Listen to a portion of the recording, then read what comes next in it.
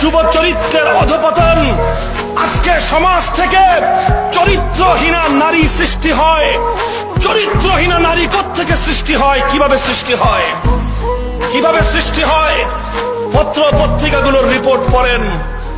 আমাদের মাসিক মঈনুল ইসলাম, আল কাউসার রহমানী পয়গাম মাসিক মদিনা পড়বার দরকার নাই। প্রথম আলু আর প্রথম পটল পড়েন, ওখান থেকেই রিপোর্ট আসবে। 1 বছরের জরিপগুলো আপনারা